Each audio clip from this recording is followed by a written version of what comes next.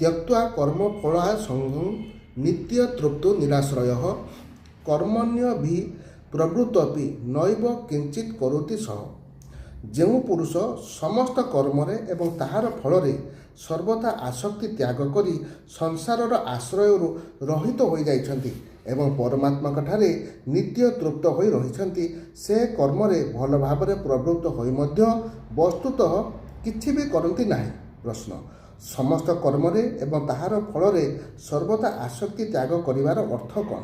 ଉତ୍ତର: ଯଜ୍ଞ, ଦାନ ଏବଂ ତପ ତଥା ଜୀବିକା ଏବଂ ଶରୀର ନିର୍ବାହ କରିବାରେ ଯେତେ ସବୁ ଶାସ୍ତ୍ର ବିହିତ କର୍ମ ରହିଛି, ସେଥିରେ ମନୁଷ୍ୟର ସ୍ୱଭାବତଃ ଆସକ୍ତି ହୋଇଯାଏ, ଯାହାଫଳରେ କି ସେ କର୍ମ ନ କରି ରହିପାରେ ନାହିଁ ଏବଂ କର୍ମ କରିବା ସମୟରେ ସେ ସେଥିରେ ଏପରି ଲିପ୍ତ ହୋଇଯାଏ ଯେ ତାଠାରେ ଈଶ୍ୱରଙ୍କ ସ୍ମୃତି ବା ଅନ୍ୟ କୌଣସି ପ୍ରକାର ଜ୍ଞାନ ରହେ ନାହିଁ।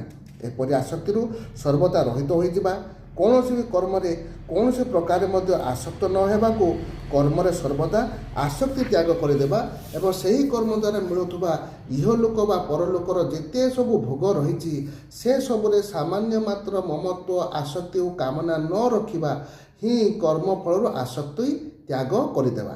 ପ୍ରଶ୍ନ ହେଲା, ଏପରି ଆସକ୍ତି ତ୍ୟାଗ କରି ନିରାଶ୍ରୟ ଓ ନିତ୍ୟ ତୃପ୍ତ ହୋଇଯିବାର ଅର୍ଥ କ'ଣ?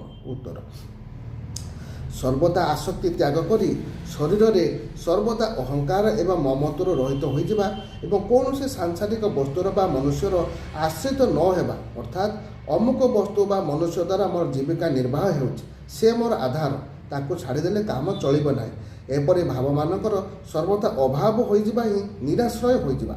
ଏପରି ହୋଇଗଲେ ସାଧକଙ୍କର କୌଣସି ସାଂସାରିକ ପଦାର୍ଥରେ ତିଳେ ମାତ୍ର ଆବଶ୍ୟକତା ରହେ ନାହିଁ, ସେ ପୂର୍ଣ୍ଣ କାମ ହୋଇଯାଆନ୍ତି।